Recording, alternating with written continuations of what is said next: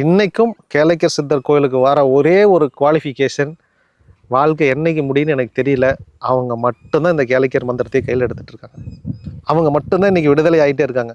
நல்லா இருக்கிறவங்களாம் நல்லா இருக்கும்போது எப்படி உங்களுக்கு கடவுள் தேவைப்படும்? நல்லா இருக்கிறவங்க இதெல்லாம் முயற்சி பண்ணுறதே இல்லை. பிரச்சனையில் இருக்கிறவங்க தான் இந்த மந்திரத்தையே முயற்சி பண்ணுறாங்க, விடுதலை ஆகிறாங்க. இந்த அசுர வளர்ச்சிக்கும் அதுதான் காரணமும் கூட. நீங்கள் தைரியமாக சேலஞ்ச் பண்ணி சொல்கிறேன், நீங்கள் ஐயாவை கூப்பிடுங்க, ஒரு சின்ன வேண்டுதலை கேளுங்க, நிறைவேற்றி கொடுத்தா அடுத்த மந்திரம் சொல்லுங்கள், அடுத்த வேண்டுதல் கேளுங்க. இல்லைன்னா இதை விட்டுட்டு நீங்கள் வழக்கமாக என்ன பண்ணிட்டு இருந்தீங்களோ அந்த தெய்வ வழிபாடை நீங்கள் பண்ண ஆரம்பிச்சிருங்க. ஆனால் ஓப்பன் சேலஞ்ச், ஐயா உங்களுக்கு கண்டிப்பாக உங்கள் வேண்டுதல் நிறைவேற்றி கொடுப்பார். அதில் எல்லளவு மாற்றம் இல்லை. இதெல்லாம் ஒரு மனுஷனால் உருவாகலை அப்படிங்கிறதுக்கு நானே சொல்லுவேன், நானே எடுத்துக்காட்டு. இது என்னாலலாம் இதெல்லாம் நடக்கவே இல்லை. இதுக்கு பின்னாடி கேளக்கியர்ங்கிற ஒரு மகா சித்தர், அவருடைய எல்லாமே கருணை தான். இதெல்லாமே அவருடைய திருவிளையாடல் தான் சொல்லணும். அவர் எத்தனை வருஷ தவ வலிமைன்னு நமக்கு தெரியாது.